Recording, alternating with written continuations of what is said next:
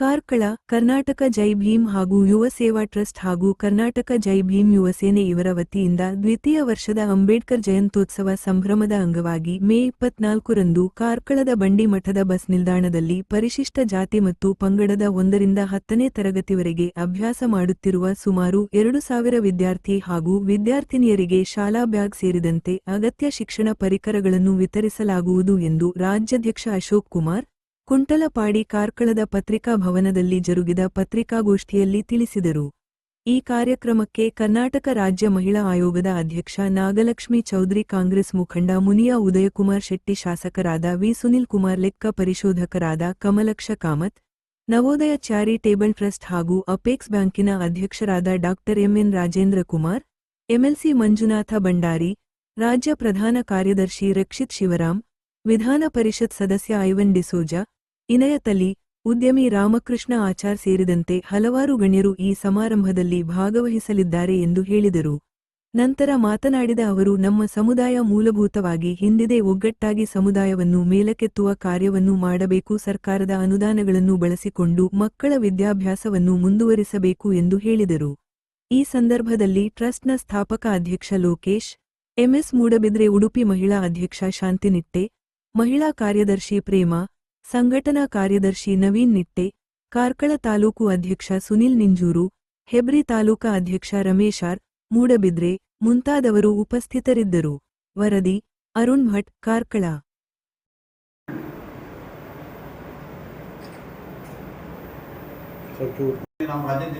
ಜಿಲ್ಲಾ ಉಪಾಧ್ಯಕ್ಷರು, ಜಿಲ್ಲಾಧ್ಯಕ್ಷರು, ರಾಜ್ಯ ಉಪಾಧ್ಯಕ್ಷರು, ಜಿಲ್ಲಾ ಪ್ರಧಾನ ಕಾರ್ಯದರ್ಶಿ ಹೆಸರು ಒಂದೇ ಪಕ್ಷದವರು, ಎಲ್ಲ ಪಕ್ಷದವರು ಸಹಕಾರ ಮಾಡಿ ನಮ್ಮ ಸಮುದಾಯದ ಮೇಲೆ. ಯಾಕಂದ್ರೆ ನಮ್ಮಿಂದ ಅದನ್ನು ಹಾಕಲಿಕ್ಕೆ ಅಷ್ಟು ಬಜೆಟ್ ಅನ್ನು ಹಾಕಲಿಕ್ಕೆ ಸಾಧ್ಯ ಇಲ್ಲದ್ರಿಂದ ನಾವು ಕೇಳ್ತಿದ್ದೇವೆ. ಅದೇ ನಾನು 25% ರೀಚ್ ಆಗಿದೆ, ಇನ್ನು 75% ಬಾಕಿ ಇರುದಂತೆ ಅದನ್ನು ಅದಕ್ಕೆ ಉದಯಕುಮಾರ್ ಶೆಟ್ಟಿ ಕೊಟ್ಟಿದ್ದೇವೆ. ಹಾಗಾಗಿ ಈಗ 2000 ಮಕ್ಕಳಿಗೆ ಅಂದ್ರೆ ಅದು ಸಮುದಾಯದ ಮಕ್ಕಳಿಗೆ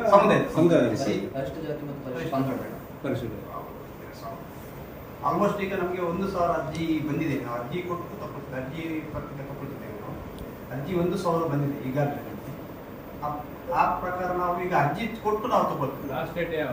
ಅರ್ಜಿ ತಗೊಳ್ಳಿಕ್ಕೆ ಈಗ 9 ತಾರೀಕು ಲಾಸ್ಟ್ ಡೇಟ್ ಮಾಡಿದ್ವಿ. ಅರ್ಜಿಗೆ 9 ಲಾಸ್ಟ್ ಡೇಟ್ ಮಾಡಿದ್ವಿ. ಈಗ ಚೇಂಜಸ್ ಮಾಡಿದೆ, ಒಂದು 15ರ ಒಳಗೆ ನಮಗೆ ಅರ್ಜಿ ಬರ್ಬೇಕಂತೇಳಿ ನಮ್ದೊಂದು 15ರ ಒಳಗೆ.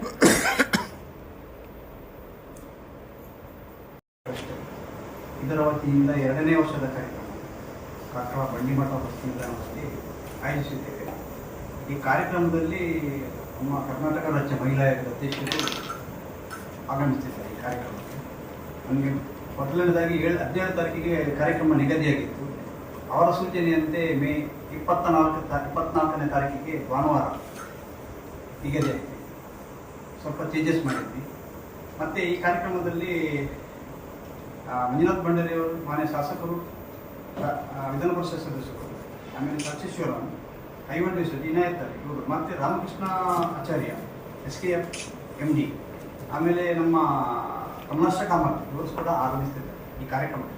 ಕಳೆದ ವರ್ಷ ಕಾರ್ಯಕ್ರಮದಲ್ಲಿ ನಾವು ಉದ್ಘಾಟನಾ ಕಾರ್ಯಕ್ರಮದಲ್ಲಿ 750 ಮಕ್ಕಳಿಗೆ ಪುಸ್ತಕ, ಬ್ಯಾಗ್ ಮತ್ತು ಛತ್ರಿ ಮತ್ತು ಸನ್ಮಾನ ಮಾಡಿದ್ವಿ. ಈ ಸಲ ನಮ್ಮದು 2000 ಮಕ್ಕಳಿಗೆ ಪುಸ್ತಕ ಮತ್ತು ಬ್ಯಾಗ್ ಮತ್ತು ಛತ್ರಿಯನ್ನು ಕೊಡ್ತೇವೆ. ಅದರ ಜೊತೆಗೆ SSLC ಮತ್ತು PUC ಅದ 90% ಇದ್ದ ಮಕ್ಕಳಿಗೆ ಸನ್ಮಾನ ಮತ್ತು ಮಾಡ್ತೇವೆ. ಅದರ ಜೊತೆಯಲ್ಲಿ ನಾವು ನಮ್ಮ ಸಮುದಾಯದ ಯಾರು ಅಸೌಖ್ಯದಿಂದ ಬಳಲುತ್ತಿದ್ದಾರೆ ಅವರಿಗೆ ಸಹಾಯಧನವನ್ನು ನೀಡ್ತಾ ಇದ್ದೇವೆ. ಈ ಕಾರ್ಯಕ್ರಮಕ್ಕೆ ಎಲ್ಲರೂ ಆಗಮಿಸಬೇಕು. ಅದರ ಜೊತೆಗೆ ಈ ಕಾರ್ಯಕ್ರಮವನ್ನು ಯಶಸ್ವಿಗೊಳಿಸಲು ನೀವು ಸಹಕಾರ ನೀಡಬೇಕಂತ ನಿಮ್ಮ ಎಲ್ಲ ನಮ್ಮ ಸಮುದಾಯಕ್ಕೆ SC/ST ಮಾತ್ರ ಸಂಬಂಧಪಟ್ಟಿದ್ದೀವಿ. ನಮ್ಮ ಟ್ರಸ್ಟಿನ ಮೊದಲನೇ ಕಾರ್ಯಕ್ರಮದಲ್ಲಿ ನಾವು 750 ಮಕ್ಕಳಿಗೆ ಕೊಟ್ಟಾಗಲೇ ನಮಗೆ ಒಂದು ಖುಷಿ ಆಯಿತು. ಈ ಸಲ ಅದೇ ರೀತಿ ಆಗಬೇಕು. ಈ ಸಲ ಕಳೆದ ವರ್ಷ ನಾವು ಪತ್ರಿಕಾಗೋಷ್ಠಿ ಮಾಡಲಿಕ್ಕೆ ಕಡತರಿಯಲ್ಲಿ 2ನೇ ತಿಂಗಳಲ್ಲಿ ಕಾರ್ಯಕ್ರಮ ಮಾಡಿ 750 ಮಕ್ಕಳಿಗೆ ಕೊಟ್ಟಿದ್ದೇವೆ. ಈ ರೀತಿ ನಮ್ಮದು ಚಟುವಟಿಕೆ ಆಗ್ತಾ ಇದೆ. ಮುಂದಿನ ವರ್ಷನೂ ಆಗ್ತದೆ. ಅದಕ್ಕೆ ನಿಮ್ಮೆಲ್ಲರ ಸಹಕಾರ ಬೇಕು. ಅದು ಉದ್ಘಾಟನೆಗೆ ಅವರು ಮುಂದೆ ಬರ್ತಾ ಇಲ್ಲ. ನಾವು ಸಂಘಟನೆ ಮಾಡಿದ್ದೇ ವಿದ್ಯಾಭ್ಯಾಸಕ್ಕೆ, ನಮ್ಮವರ ಪರಿಶಿಷ್ಟ ಜಾತಿ ಮತ್ತು ಪರಿಶಿಷ್ಟ ಪಂಗಡ ವಿದ್ಯಾಭ್ಯಾಸಕ್ಕೆ ಮತ್ತು ಅಸೌಖ್ಯದಿಂದ ಕೆಲವರು ನಮ್ಮಲ್ಲಿ ಏನೋ ಅಂತ ತುಂಬ ತೀರ ಬಡತನದಲ್ಲಿದ್ದಾರೆ. ಅವರನ್ನು ಮೇಲಕ್ಕೆತ್ತಬೇಕು ಅನ್ನುವಂಥ ಉದ್ದೇಶ ಇಟ್ಕೊಂಡಿದ್ದೀವಿ ನಾವು. ಅದು ಮುಂದಿನ ದಿನಗಳಲ್ಲಿ ಮಾಡ್ತೀವಿ. ಈಗ ನಾವು ಆಲ್ಮೋಸ್ಟ್ ಈಗ ನಾವು ಒಂದು 25% ರೀಚ್ ಆಗಿದೆ. ಇನ್ನು 75% ರೀಚ್ ಆಗ್ಲಿಕ್ಕಿದೆ ನಮಗೆ. ಯಾಕೆಂತ ಹೇಳಿದ್ರೆ ಆ ಒಮ್ಮೆಲೆ ರೀಚ್ ಆಗ್ಲಿಕ್ಕೆ ಆಗುತ್ತೆ, ಹಂತವಾಗಿ ರೀಚ್ ಆಗ್ಲಿಕ್ಕೆ ಸಾಧ್ಯ ಆಗ್ತದೆ. ನಾವು ಪ್ರತಿ ಕುಂದುಕೊರತೆ ಸಭೆಯಲ್ಲಿ ತಾವಿರ್ತೀರಿ, ಎಲ್ಲರೂ ಇರ್ತೀವಿ. ನಾವು ಪ್ರತಿ ಕುಂದುಕೊರತೆ ಸಭೆಯಲ್ಲಿ ನಾವು ಮಾತಾಡುವಾಗ ಸಮುದಾಯದ ಪರವಾಗಿ ಮಾತಾಡ್ತೀನಿ ಬಿಟ್ಟರೆ ಬೇರೆ ಯಾವುದೂ ಇದರಲ್ಲಿ ಮಾತಾಡಬೇಕು.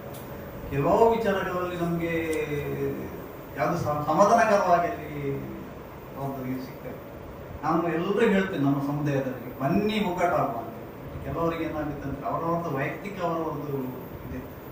ನಾವೇನು ಹೇಳ್ತೇವೆ ಅಂತೇಳಿ, ನಾವು ಸಂಘಟನೆ ಕಟ್ಟುವಂಥ ಉದ್ದೇಶ ಅಂತ ಹೇಳಿದ್ರೆ ಸಮುದಾಯವನ್ನು ಮೇಲೆ ತರಬೇಕು ಅನ್ನುವಂಥ ಉದ್ದೇಶ ಬಿಟ್ಟರೆ ನಮಗೆ ಅದರಲ್ಲಿ ವೈಯಕ್ತಿಕವಾಗಿ ಯಾವುದೇ ಲಾಭ ಇಲ್ಲ. ಲಾಭ ಇದ್ರೆ ಬೇರೆ ಗೊತ್ತಿಲ್ಲ ನಮಗೆ, ಬಟ್ ನಮಗೆ ಅದರ ಆ ರೀತಿ ಲಾಭ ಇಲ್ಲ. ನಾವು ಸಂಘಟನೆ ಮಾಡಿದ ಉದ್ದೇಶನೇ ನಮ್ಮವರ ಮಕ್ಕಳಿಗೆ ವಿದ್ಯಾಭ್ಯಾಸ ಕೊಡಬೇಕು. ಕೆಲವರು ಏನಾಗುತ್ತೆ ಅಂತ ಹೇಳಿದ್ರೆ 10ನೇ ತರಗತಿವರೆಗೆ ಮಾಡ್ತಾರೆ, 90%. ಮೊನ್ನೆ ಹೋದ ವರ್ಷ 96% ಮಾರ್ಕ್ಸ್ ಬಂದವರಿಗೆ ಯಾವುದೋ ದೊಡ್ಡ ಕಾಲೇಜಲ್ಲಿ ಸೀಟ್ ಸಿಗ್ಬೋದು. ಅವರಿಗೆ ಗೊತ್ತಿಲ್ಲ ಎಲ್ಲಿ ಹೋಗ್ಬೇಕಂತ ಹೇಳಿ. ನಾವು ಕಳೆದ ವರ್ಷ ಇಬ್ಬರಿಗೆ ಅವರಿಗೆ ಕೆಲವರು ಹೇಳ್ತಾರೆ 1 ಲಕ್ಷ ಕಟ್ಟಬೇಕಲ್ಲಿ, ಬಟ್ ಆ ರೀತಿ ಇರಲಿಲ್ಲ. ನಾನು ಹೋಗಿ ಮಾತಾಡಿದಾಗ ಅಲ್ಲಿ 20,000 ಡೈರೆಕ್ಟ್ ಸಮಾಜ ಕಲ್ಯಾಣ ಇಲಾಖೆಯಿಂದ ಫೀಸ್ ಹೋಗ್ತದೆ ನಮಗೆ. ನಾವು ಇಲ್ಲಿ ಎನಿಸ್ಕೊಳ್ಳೋದು ಅಂತ ಹೇಳಿದ್ರೆ ನಮಗೆ ನಮ್ಮವ್ರು ಏನಂತ ಹೇಳಿದ್ರೆ ಮನೆಯಲ್ಲಿ ಕೂತ್ರೆ ಮತ್ತೆ ಇಲ್ಲಿ ಹೊರಗೆ ಹೋಗ್ಲಿಕ್ಕಿಲ್ಲ, ಮನೆಯಲ್ಲಿ ಹೊರಗಿನ ಪ್ರಪಂಚ ಗೊತ್ತಿರಲಿಲ್ಲ ಕೆಲವರಿಗೆ. ಹೋದ ವರ್ಷ 2 ಮಕ್ಕಳಿಗೆ ನಾವು ಬಾಲಿಕಾ ಕಾಲೇಜಲ್ಲಿ ಸೀಟ್ ತೆಗೆಸ್ಬಿಟ್ಟು ಅದರಲ್ಲಿ 20,000 ಮಾತ್ರ ಕಟ್ಟಲಿಕ್ಕೆ ಬರ್ತದೆ.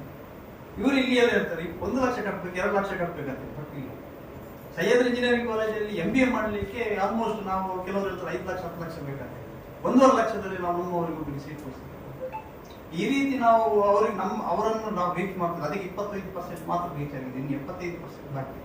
ಈ ತಿಂಗಳಲ್ಲಿ 4 ತಿಂಗಳಿಂದ ನಿರಂತರವಾಗಿ ಚಟುವಟಿಕೆಯಲ್ಲಿ ಭಾಗವಹಿಸ್ತಿದ್ದೇವೆ.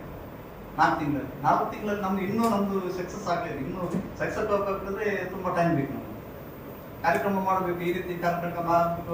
ಮೊನ್ನೆ ಬೆಂಗಳೂರು ಹೋಗಿದ್ವಿ, ಮೇಡಮ್ ಹತ್ರ ಭೇಟಿ ಆಗಿದ್ವಿ.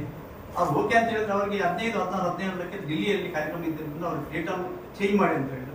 ಅದಕ್ಕೋಸ್ಕರ 24/5/2026 ಮಾಡುವ ಅಂತೇಳಿ ಕಾರ್ಯಕ್ರಮಕ್ಕೆ ನಿಗದಿ ಮಾಡಿ. ಆಲ್ಮೋಸ್ಟ್ ನಮ್ಮ ಆಮಂತ್ರಣ ಪತ್ರಿಕೆ ರೆಡಿ ಆಗಿತ್ತು. ಆಮಂತ್ರಣ ಪತ್ರಿಕೆ ರೆಡಿ ಆದ ನಂತರ ಅವ್ರು ಹಿಂದೆ ಅವ್ರು ಕಾಲ್ ಮಾಡಿದ್ರು, ಹೀಗೆ ಆಗಿದೆ ಸ್ವಲ್ಪ ಚೇಂಜ್ ಮಾಡಿದ್ರು, ನಾನು ಬರ್ತಾ ಇದ್ದೇನೆ ಕಾರ್ಯಕ್ರಮಕ್ಕೆ, ಮಹಿಳಾ ಇರ್ತದೆ. ಅದಕ್ಕೋಸ್ಕರ ನಾವೀಗ ಆ ಬದಲಾವಣೆಯನ್ನು ಮಾಡ್ತೇವೆ. ಕಳೆದ ಕೆಲವು ದಿನಗಳ ಹಿಂದೆ ನಿಮ್ಮ